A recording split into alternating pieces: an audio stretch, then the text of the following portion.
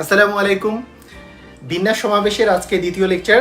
First লেকচারটার যারা দেখেননি তাদের জন্য আমি ডেসক্রিপশনে লিঙ্ক দিয়ে দিব।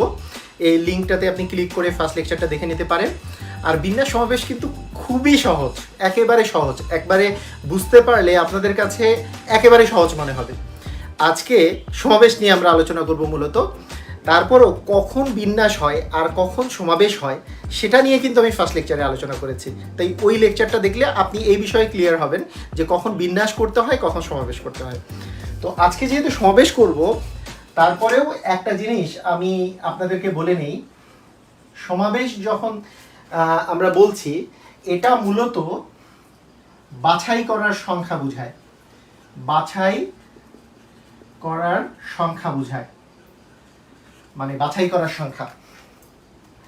এবং এই যে বাছাই করার সংখ্যাটা যে বোঝাচ্ছে, আপনারা কোন প্রশ্নের মধ্যে কোন জিনিসগুলো দেখলে বুঝবেন যে আসলে সেগুলো অবশ্যই সমাবেশ হবে। মনে রাখবেন, যখন দল গঠনের কথা আসবে, দল গঠন, আপনি কোনো জায়গায় আপনাকে কোনো কয়েকটা মানুষ নিয়ে আপনার দল গঠন করতে বলা হলো অথবা কমিটি গঠন করতে বলা হলো, এই ধরনের যখন আপনার জিনিসগুলো থাকবে, এগুলো কিন্তু আপনার অবশ্যই সমাবেশ হবে। আর বাছাই থাকলে তো অবশ্যই সমাবেশ হবেই। বাছাই করার যদি বিষয় থাকে তাহলে তো সমাবেশ হবেই। তো আমরা এই জিনিসগুলো আগে মাথায় রাখবো যে কখন বিন্যাস হবে আর কখন সমাবেশ হবে। তো সেটার জন্য কিন্তু আমার ফার্স্ট ভিডিওটা দেখতে হবে খুব ভালো করে যদি বুঝতে চান। আরেকটা জিনিস হচ্ছে, বিন্যাস, সমাবেশ এবং সম্ভাব্যতা, এই সবগুলো অঙ্কের ক্ষেত্রে একটা জিনিস কিন্তু কমন। সেটা হচ্ছে, আপনারা মনে রাখবেন, সেটা হচ্ছে এবং। যখন কোনো একটা ঘটনাকে এবং দিয়ে রিলেট করব, তখন সেটার জন্য গুণন আসবে। এবং যখন কোনো একটা ঘটনাকে অথবা দিয়ে রিলেট করব, তখন সেটার জন্য প্লাস আসবে। তাহলে আমরা মনে রাখবো, এবং কথাটার জন্য আমাদের আসলে গুণন আসবে, আর অথবা কথাটার জন্য যোগ আসবে। এটা কোথাকার জন্য? এটা কিন্তু বিন্যাসের জন্য যেমন প্রযোজ্য, সমাবেশের জন্য প্রযোজ্য, আবার সম্ভাব্যতার অঙ্কের ক্ষেত্রেও এটা প্রযোজ্য।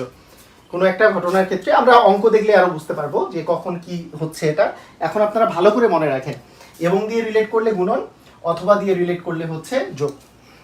আচ্ছা, ঠিক আছে। এবার আসেন যে যখন আমরা বাছাইয়ের সংখ্যা বলছি, যে n সংখ্যক জিনিস থেকে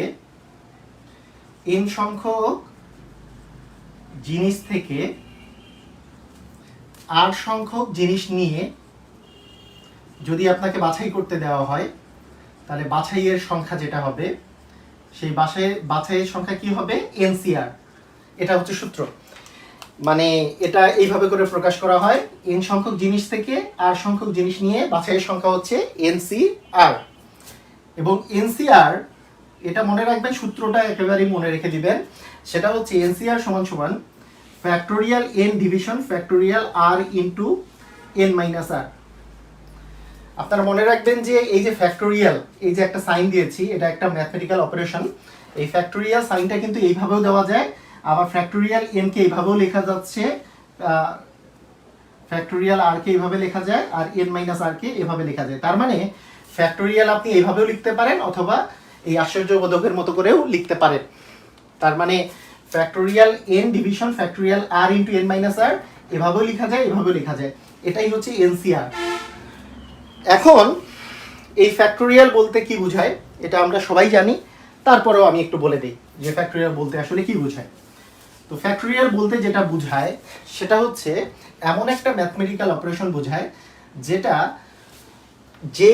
যেইটার ফ্যাক্টোরিয়াল আমি নির্ণয় করব, সেটা থেকে 1 পর্যন্ত যতগুলো পূর্ণ সংখ্যা আছে তাদের গুণফল নির্দেশ করে। যেমন এখানে আছে 5 এর ফ্যাক্টোরিয়াল আমি যদি নির্ণয় করতে চাই, তাহলে আমাকে যেই কাজটা করতে হবে, 5 থেকে 1 পর্যন্ত, মানে 5 ইন্টু 4 ইন্টু 3 ইন্টু 2 ইন্টু 1, এই পর্যন্ত গুণ করলে যা হবে সেটাই হচ্ছে 5 এর ফ্যাক্টোরিয়াল। মানে 5 ইন্টু 4 মানে 20, তাকে 3 দিয়ে মাল্টিপ্লাই করলে 60, ইন্টু 2 মানে 120। তার মানে 5 এর ফ্যাক্টোরিয়াল হচ্ছে 120। একইভাবে করে আমি যদি 3 এর ফ্যাক্টোরিয়াল বলি, তাহলে 3 থেকে 1 পর্যন্ত 3 ইন্টু 2 ইন্টু 1, তার মানে হবে 6। আবার যদি 4 এর ফ্যাক্টোরিয়াল বলি, তার মানে কত হবে? 4 ইন্টু 3 ইন্টু 2, তার মানে ইন্টু 1, এটা মানে কত হচ্ছে? তাহলে হচ্ছে 12 ইন্টু 2 মানে 24। তো এভাবে করে ফ্যাক্টোরিয়াল মানে কি আমরা বুঝতে পারলাম, যে ফ্যাক্টোরিয়াল মানে হচ্ছে যেই সংখ্যার ফ্যাক্টোরিয়াল বের করব সেটা থেকে কন্টিনিউয়াস 1 পর্যন্ত গুণ করে গেলে যে মানটা আসবে সেটাই হচ্ছে ওই ফ্যাক্টোরিয়ালটার মান নির্দেশ করে। এটা একটা ম্যাথমেটিক্যাল অপারেশন। তো ঠিক আছে, আমরা ফ্যাক্টোরিয়াল মানে বুঝলাম। এখন মনে করেন আপনাকে আমি বললাম যে 12c2 বের করেন, 12c2 এর ভ্যালু বের করেন। হ্যাঁ, 12c2 এর ভ্যালু বের করলে factorial 12 division factorial 2 into 12 minus 2 মানে হচ্ছে ফ্যাক্টোরিয়াল 10।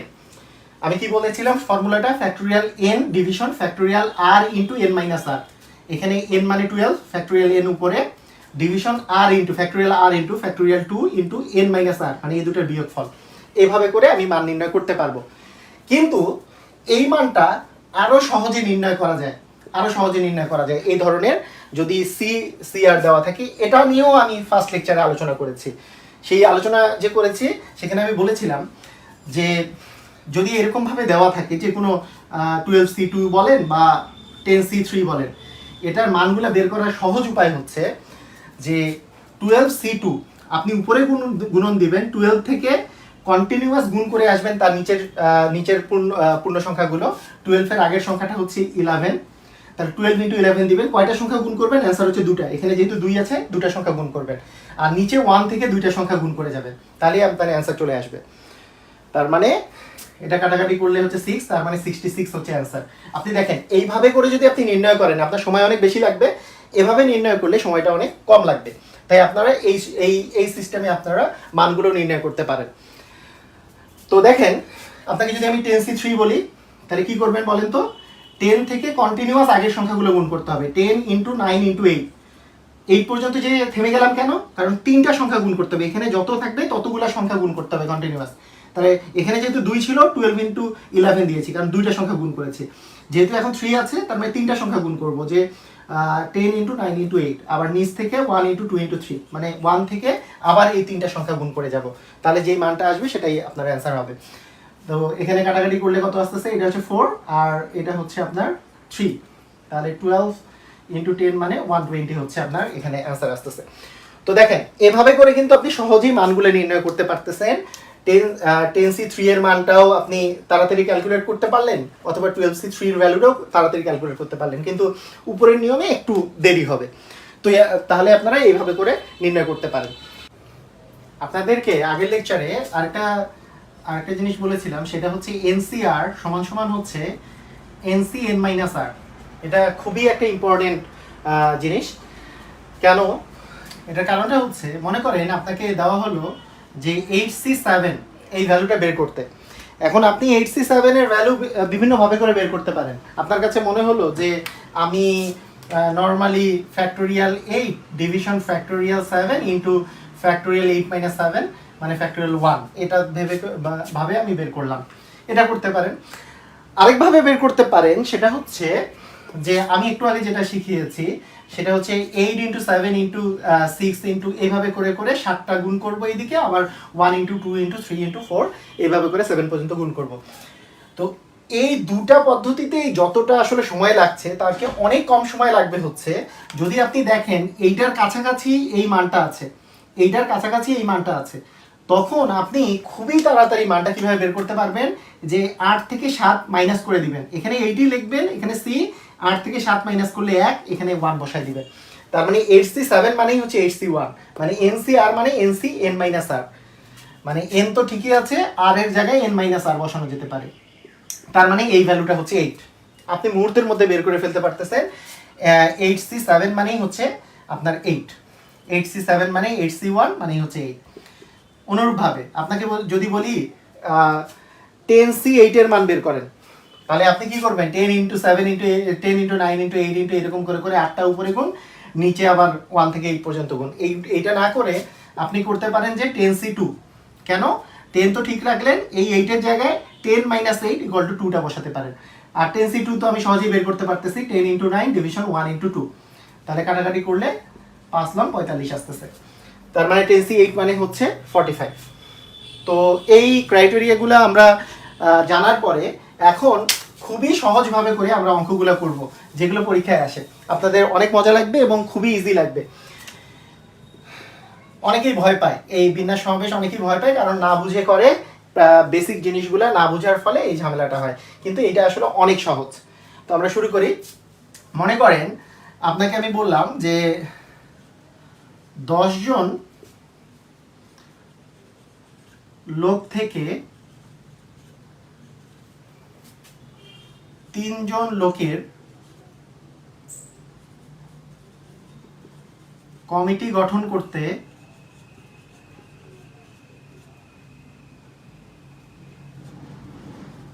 হবে। 10 জন লোক থেকে 3 জন লোকের কমিটি গঠন করতে হবে। কয়টি কমিটি গঠন করা যাবে?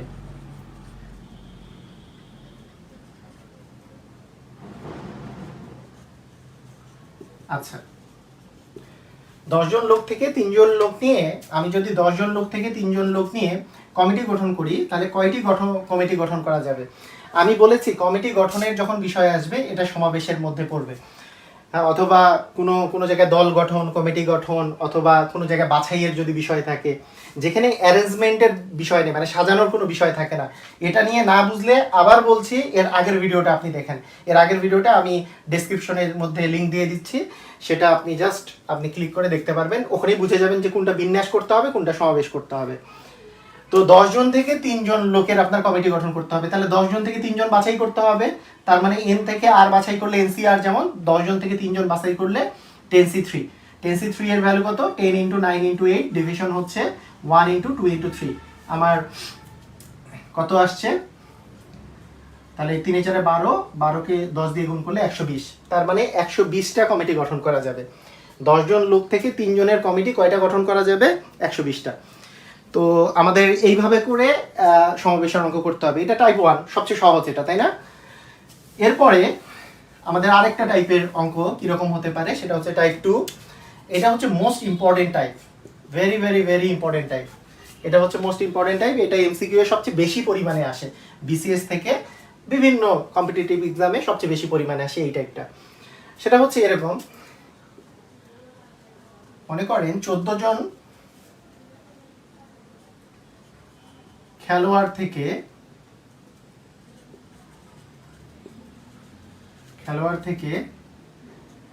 11 জনের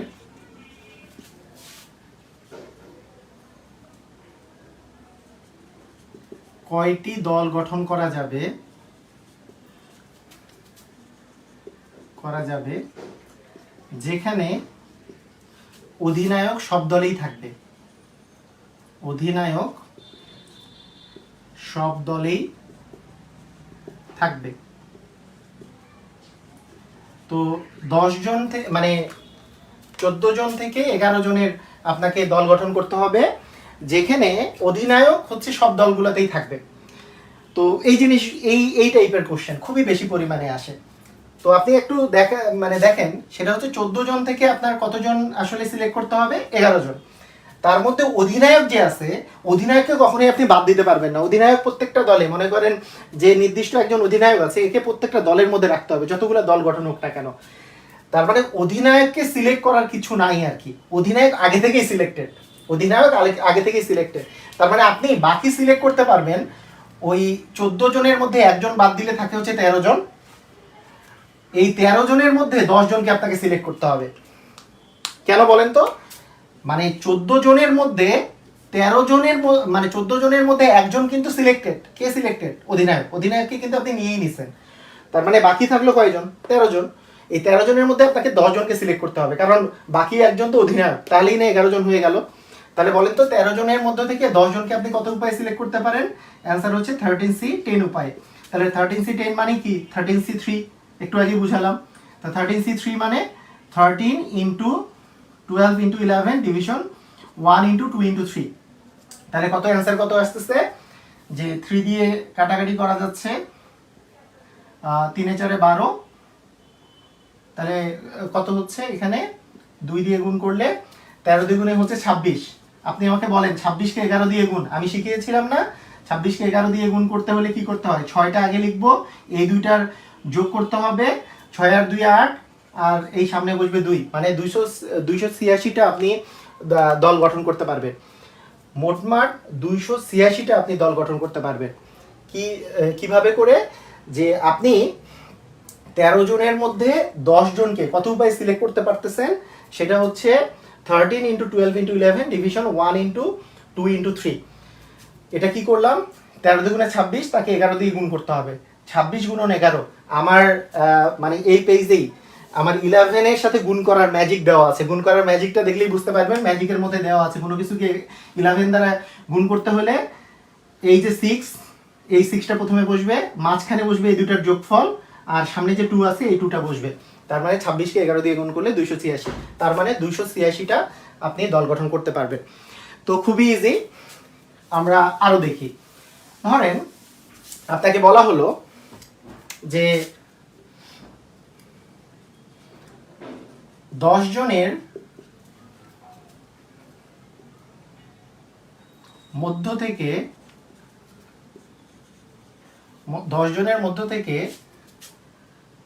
5 জনের কমিটি গঠন করতে হবে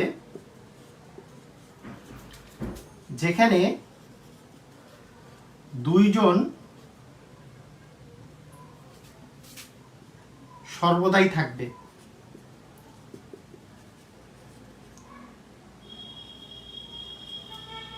যেখানে 2 জন বলতে নির্দিষ্ট 2 জন সব সময় সর্বদাই থাকবে।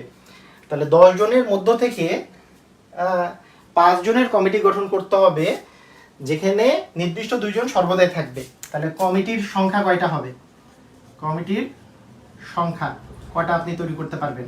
সংখ্যা কত? তো আপনি কি করবেন, 10 জনের মধ্য থেকে 5 জন আপনাকে নিতে হবে। কিন্তু 5 জনের মধ্যে আপনার কিন্তু 2 জন অলরেডি সিলেক্টেড, মানে আপনি 2 জনকে আপনি নিয়েই নিছেন। এই 10 জনের মধ্যে 2 জনকে আপনি নিয়েই নিছেন। এদেরকে আর সিলেক্ট করার আপনার কাছে কোনো সিলেক্ট না করার কোনো রাইট নেই আপনাকে ওদেরকে নিতেই হচ্ছে। তাহলে আপনি আসলে সিলেক্ট করতে আপনাকে যেটা হবে, এই 5 জনের মধ্যে 3 জনকে সিলেক্ট করতে হবে। কত জনের মধ্যে? 8 জনের মধ্যে। 8 জনের মধ্যে থেকে 3 জনকে সিলেক্ট করতে হবে। তাহলে আপনার অ্যান্সার হয়ে গেল। 8 জনের মধ্যে থেকে 3 জনকে সিলেক্ট করার পদ্ধতি কত? সেটা হচ্ছে 8C3 মানে হচ্ছে 8 into 7 into 6 division 1 into 2 into 3। তাহলে কাটাকাটি করলে 56।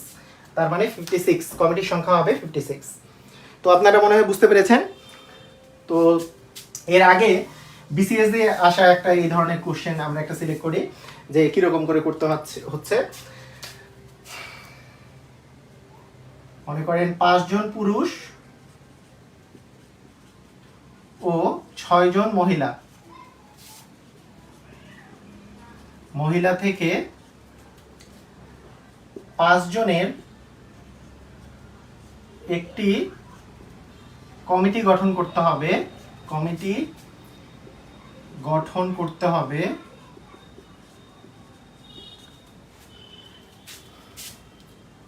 যেখানে 2 জন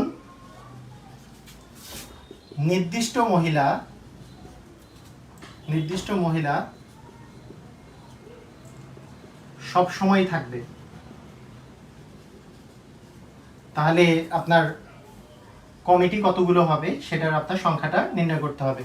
তাহলে 5 জন পুরুষ এবং 6 জন মহিলা, 5 জন পুরুষ আছে এবং 6 জন মহিলা আছে। এই 5 জন পুরুষ এবং 6 জন মহিলা থেকে 5 জনের একটা আপনার কমিটি গঠন করতে হবে যেখানে 2 জন নির্দিষ্ট মহিলা সবসময় থাকবে। এই নির্দিষ্ট কথাটা খুবই গুরুত্বপূর্ণ। মানে 2 জন নির্দিষ্ট মহিলা, যেই 2 জন মহিলাকে আপনার সিলেক্ট করার কিছু নেই, ওরা আগে থেকেই সিলেক্টেড আছে, ওদেরকে আপনি বাদ দিতে পারবেন না। তো এই যে মহিলাদের মধ্যে থেকে 2 জনকে আপনি নিয়ে নিছেন, আপনার কমিটি হবে হচ্ছে কতজনের বলেন তো? 5 জনের। তাহলে 2 জনকে মহিলাকে নেওয়ার পরে আপনার মোট এখানে তো কত ছিল দেখেন তো, 5 আর 6 11 জন ছিল। 11 জনের মধ্যে 2 জনকে আপনি কিন্তু নিয়ে নিছেন। আপনার কাছে এখন অপশন আছে 9 জনের। এই 9 জন থেকে বাকি 3 জনকে আপনাকে সিলেক্ট করতে হবে। 9 জন থেকে বাকি 3 জনকে সিলেক্ট করতে হবে, কারণ ওই যে 2 জন যে নির্দিষ্ট মহিলা, এদেরকে কিন্তু সিলেক্ট করার কিছু নাই, এরা কিন্তু অলরেডি সিলেক্টেড, এদেরকে আপনি বাদ দিতে পারতেছেন না। তাই এদেরকে নিয়ে আপনার কোনো কাজ করার উপায় নাই। 2 জন অলরেডি সিলেক্টেড, এদেরকে বাদ দিয়ে আপনার হচ্ছে কি, দুইটা মিলে হচ্ছে 11 জন। তার মানে 9 জন থেকে বাকি 3 জনকে আপনাকে নিতে হবে। 9 জন থেকে 3 জনকে নেওয়ার পদ্ধতি কি? 9C3 এর ভ্যালু যেটা হবে সেটাই হবে অ্যান্সার, যে 9 into 8 into 7 division 1 into 2 into 3। তাহলে আমাদের চলে আসতেছে। তাহলে 4 সাথে মানে এখানে এখানে কত হচ্ছে, 3 এ 4 এ 12, 12 গুণন 7, তাহলে 7 12 হচ্ছে 84, 84টা আমার কমিটি গঠন করা যাবে। আচ্ছা, এখানে নির্দিষ্ট কথাটা কেন গুরুত্বপূর্ণ এর পরের টাইপে আমরা দেখতে পাবো। নির্দিষ্ট কথাটা কেন গুরুত্বপূর্ণ, তো আমরা এর পরের টাইপে যাওয়ার আগে আসলে এর পরের টাইপটা আমাদের খুবই ইম্পর্টেন্ট একটা টাইপ। সেটা হচ্ছে, মনে করেন আপনার কাছে পুরুষ আছে 5 জন এবং মহিলা আছে 4 জন। পুরুষ আছে 5 জন এবং মহিলা আছে 4 জন। আপনাকে কমিটি গঠন করতে হবে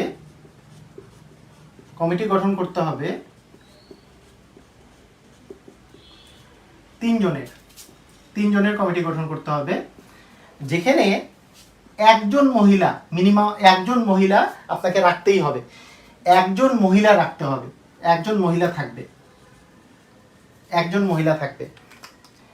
কোন একজন মহিলা এটা কিন্তু সিলেক্টেড না, এই 3 জনের মধ্যে একজন মহিলা থাকবে। আপনাকে কমিটি গঠন করতে হবে যেখানে 3 জনের মধ্যে একজন মহিলা থাকবে। এই অঙ্কটার এর আগের অঙ্কটার মধ্যে ডিফারেন্স হচ্ছে, নির্দিষ্ট একজন যখন মহিলা বলতেছি, এই 4 জনের মধ্যে একজন নির্দিষ্ট মহিলাকে সবসময় রাখা, আর 4 জনের মধ্যে যে কোনো একজন মহিলা থাকবে, এই দুটো কিন্তু ডিফারেন্ট অঙ্ক।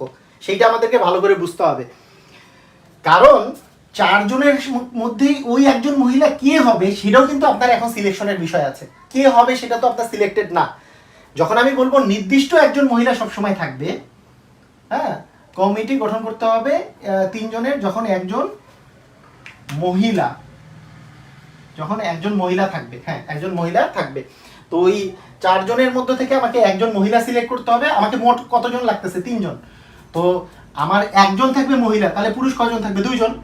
তার মানে আমার থাকবে হচ্ছে একজন মহিলা প্লাস হচ্ছে 2 জন পুরুষ।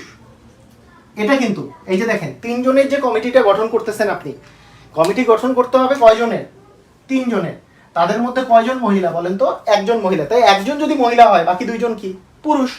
তাহলে একজন মহিলা সিলেক্ট করার পদ্ধতি কি, একজন মহিলা সিলেক্ট করার পদ্ধতি হচ্ছে 4 জনের থেকে একজন সিলেক্ট করবেন, 4C1, এবং একজন মহিলা হবে এবং 2 জন পুরুষ হবে। বলেন তো, একজন মহিলা হবে অথবা 2 জন পুরুষ হবে, নাকি একজন মহিলা হবে এবং 2 জন পুরুষ হবে? আপনি যদি একটা কমিটি গঠন করতে চান, এখানে প্রশ্ন দেখে কি মনে হচ্ছে, এখানে এবং নাকি অথবা? আপনি বাংলা দিয়ে চিন্তা করেন যে আপনাকে যদি 3 জনের কমিটিটা গঠন করতে হয়, একজন মহিলা এবং 2 জন পুরুষ, তাই না? এখানে তো অথবা হওয়ার প্রশ্নই আসে না যে একজন মহিলা অথবা 2 জন পুরুষ, এটা তো নয়।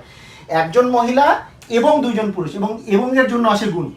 তাহলে একজন মহিলা সিলেক্ট করব 4 জন মহিলা থেকে, তাহলে 4 জন থেকে একজন 4C1, এবং 2 জন পুরুষ সিলেক্ট করব 5 জন থেকে, তার মানে 5C2। এটা করলেই আমাদের চলে আসবে। 4C1 মানে হচ্ছে 4, আর 5C2 মানে কত, 5 × 4 ডিভিশন 1 × 2, তার মানে কাটাকাটি করলে আমাদের আসতেছে 10। 4 × 10 মানে হচ্ছে 40 হচ্ছে আপনার অ্যান্সার। তাহলে আমাদেরকে মাথায় রাখতে হবে যে কমিটি গঠন করতে হবে 4 জন, মানে 3 জনের, যেখানে একজন মহিলা থাকবে, একজন মহিলা আমাদের থাকতে হচ্ছে। আসেন আমরা আরেকটা করি। ধরেন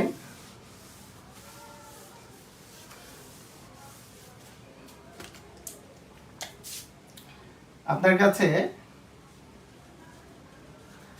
ছেলে আছে 10 জন আর মেয়ে আছে 5 জন। ছেলে আছে 10 জন আর মেয়ে আছে 5 জন। আচ্ছা, এদের মধ্যে থেকে আমাদেরকে একটা দল গঠন করতে বলা হলো। দল গঠন করতে হবে কত জনের সেটা আমি বলে দিচ্ছি, সেটা হচ্ছে 6 জনের। 6 জনের দল গঠন করতে হবে। 6 জনের দল গঠন করতে হবে যেখানে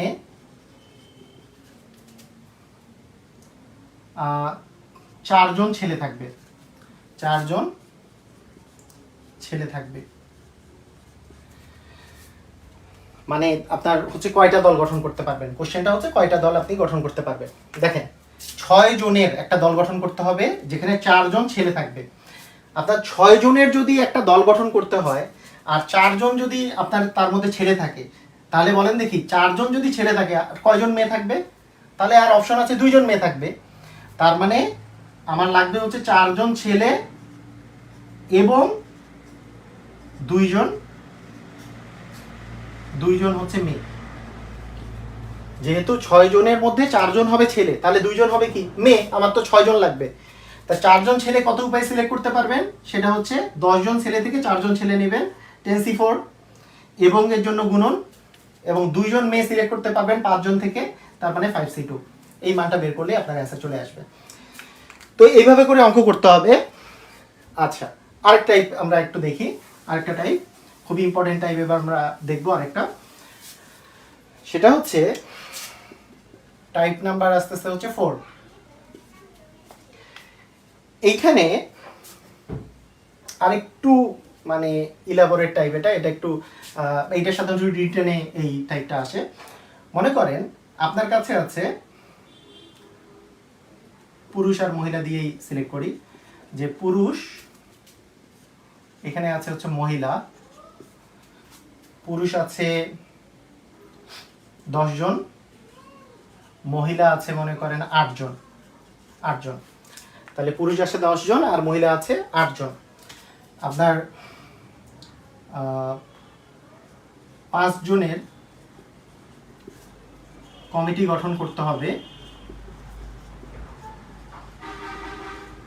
হবে যেখানে অন্তত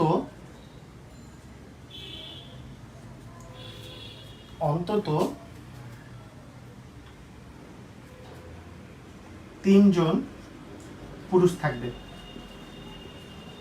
অন্তত 3 জন পুরুষ থাকবে। মানে এখানে হোয়াট চিহ্ন দেওয়ার পিছনে কারণ যে আসলে কয়টা কমিটি গঠন করা যাবে এটা আর আমি লিখছি না। 10 জন পুরুষ আছে এবং 8 জন মহিলা আছে, 5 জনের কমিটি গঠন করতে হবে যেখানে অন্তত 3 জন পুরুষ থাকবে। অন্তত 3 জন পুরুষ মানেটা হচ্ছে পুরুষ 3 জন থাকবে, এটা ফিক্সড না, পুরুষ 3 জনও থাকতে পারে। আমার তো কমিটি হচ্ছে কত জনের? কমিটি হচ্ছে 5 জনের। তাহলে পুরুষের সংখ্যাটা কি কি হইতে পারে দেখেন, যে পুরুষের সংখ্যা মানে 3 জন পুরুষ, আমি এইভাবে করে লিখি, এটা হতে পারে যে 3 জন পুরুষ, যদি 3 জন পুরুষ নেন তাহলে আপনার মহিলা নিতে হবে কয়জন? মোট তো 5 জন, তাহলে 2 জন মহিলা, এটা হইতে পারে একটা সিচুয়েশন, এটা হইতে পারে 2 জন হচ্ছে মহিলা। আমার 5 জনের কমিটি গঠন করতে হবে। আবার অন্তত 3 জন পুরুষ মানে আপনি কিন্তু 3 জনই নিতে পারবেন এমন না, 4 জনও নিতে পারবেন। পুরুষ মিনিমাম 3 জন নিতে হবে আপনাকে, তার মানে 4 জন পুরুষও নিতে পারেন, সেক্ষেত্রে 1 জন মহিলা হবে। আবার 5 জনই আপনি পুরুষও নিতে পারেন, সেক্ষেত্রে কোনো মহিলাই আপনি নিলেন না, এটাও হতে পারে, কারণ অন্তত 3 জন পুরুষ আপনাকে নিতে হচ্ছে। তাহলে আপনার কেস হচ্ছে এটা, আপনি হয় মানে নিতে পারেন এইটা যে 3 জন পুরুষ ও 2 জন মহিলা, অথবা 4 জন পুরুষ ও 1 জন মহিলা, অথবা 5 জন পুরুষ আর কোনো মহিলা নাই। এই সিচুয়েশনগুলো হতে পারে। আচ্ছা, এখন আমি পুরুষ যে নিব 3 জন, কয়জন পুরুষ থেকে বলেন তো? 10 জন পুরুষ থেকে, তার মানে হবে 10c3 ও 2 জন মহিলা, ও এর জন্য হচ্ছে ইনটু, আমি বলছি এবং এর জন্য গুণন হবে এবং অথবার জন্য প্লাস হবে, এটা কিন্তু ভালো করে মাথায় রাখতে হবে। এবং এর জন্য গুণন, অথবার জন্য যোগ। এবং 2 জন কি আছে? মহিলা। 2 জন মহিলা কতজন থেকে? 8 জন থেকে, তার মানে আসবে 8c2। আবার 4 জন পুরুষ, 10 জন থেকে 4 জন 10c4, এবং 1 জন মহিলা, 8 জন থেকে 1 জন মহিলা। অথবা আপনি কি নিতে পারেন? অথবা নিতে পারেন 5 জনই আপনি পুরুষ নিচ্ছেন, সেটা হচ্ছে 10c5। এখন দেখেন এই মানটা আপনার একটা বের হচ্ছে, এই মানটা একটা আপনার বের হচ্ছে, আবার এই মানটা একটা আপনার বের হচ্ছে। এই মান তিনটা হচ্ছে আপনাকে যোগ করতে হবে। কেন যোগ করতে হবে বলেন তো? আমি একটু আগে যে আলাদা করে বললাম, এই যে 3 জন পুরুষ ও 2 জন মহিলা, অথবা 4 জন পুরুষ ও 1 জন মহিলা, অথবা 5 জন পুরুষ আর কোনো মহিলা নেই। এই যে অথবা যে বলতেছি, অথবার জন্যই কিন্তু যোগ। তার মানে এইটাতে এই যে মাঝখানে এবং যখন আসছে এখানে গুণ আসছে, এই গোটাটার সাথে কিন্তু এটা অথবা, আবার এই গোটাটার সাথে এটা অথবা, তাই এগুলো কিন্তু যোগ হবে। যখন অথবা আসবে তখন আপনি যোগ করবেন, এবং আসলে গুণ করবেন, কাজ হচ্ছে এতটুকু। তাহলে অথবা আসলে আমরা কি করব? অথবা আসলে আমরা জাস্ট যোগ করব, আর এবং আসলে গুণ করব, এটা আমরা মনে রাখবো। তাহলে আপনাদের কাছে এটা অনেক সহজ হয়ে গেল। 10C3 আপনি সহজেই বের করতে পারবেন, 8C2 এর ভ্যালু বের করতে পারবেন। এই ভ্যালুগুলো বের করে জাস্ট যোগ করে দেওয়া, আপনার অ্যান্সার হয়ে যাবে। আমরা এখন লাস্ট টাইপের একটা অঙ্ক করব। এই টাইপটা বেশিরভাগ রিটেনে আসে, আর এখন যেটা দেখাবো সেটা এমসিকিউ এর জন্য খুবই খুবই ইম্পর্টেন্ট। এমসিকিউ এর জন্য খুবই ইম্পর্টেন্ট, এমসিকিউ এর জন্য। সেটা হচ্ছে 10টি বস্তু থেকে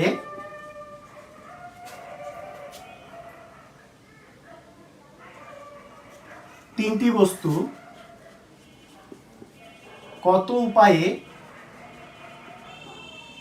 বাছাই করা যায়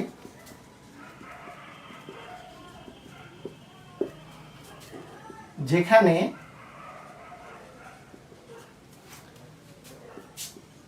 দুটি বস্তু কখনোই অন্তর্ভুক্ত থাকবে না। দুটি বস্তু কখনোই অন্তর্ভুক্ত থাকবে না, মানে আপনার ওই 10টার মধ্যে এমন দুইটা বস্তু আছে, এই দুইটা বস্তুকে কখনোই নেওয়া যাবে না। এমন অবস্থায় 10টা থেকে আপনি 3টা কত উপায় আপনি বাছাই করতে পারেন। খুবই সহজ, তাই না? এটা তো দেখেই বোঝা যায়, কিন্তু এই টাইপের কোশ্চেন খুব বেশি পরিমাণে আসে। তাহলে 10টা থেকে আপনার 3টা বাছাই করতে হবে। আসলে কি কথাটা কিন্তু এখন আর 10টা থেকে 3টা না, কারণ দুইটা বস্তুকে আপনার নেওয়াই যাবে না। তাহলে প্রথমেই আপনার 10টা নেই, আপনার কাছে 10টার জায়গায় কয়টা আছে বলেন তো? 8টা। আপনাকে 8টা থেকে 3টা বাছাই করতে হবে। আলটিমেটলি অ্যান্সার হচ্ছে 8C3, মানে 8 × 7 × 6 ডিভিশন 1 × 2 × 3, হ্যাঁ, জাস্ট 56 আপনার অ্যান্সার। তার মানে দুইটি বস্তু কখনোই অন্তর্ভুক্ত যখন থাকবে না, তখন দুটি বস্তু এখান থেকে বাদ দিয়ে দিবেন, বাকি বস্তুটা থেকে আপনি সিলেক্ট করবেন। আমি মনে করি যে সমাবেশের এই ইম্পর্টেন্ট কনসেপ্টগুলো আপনাদের অনেক বেশি কাজে লাগবে। তো এরপরে আরেকটা লেকচারে সমাবেশে আমাদের বাকি জিনিসগুলো নিয়ে আলোচনা করব। সমাবেশের আর খুব বেশি পরিমাণে নাই, এগুলোই পরীক্ষায় সবচেয়ে বেশি পরিমাণে আসে। তারপরে কিছু সূত্র রিলেটেড কিছু কোশ্চেন আছে, সেগুলো আমরা অ্যান্সার দিব, এবং তার সাথে বিন্যাস নিয়ে কিছু আলোচনা করব। তো আপনাদেরকে অনেক ধন্যবাদ। আল্লাহ হাফেজ।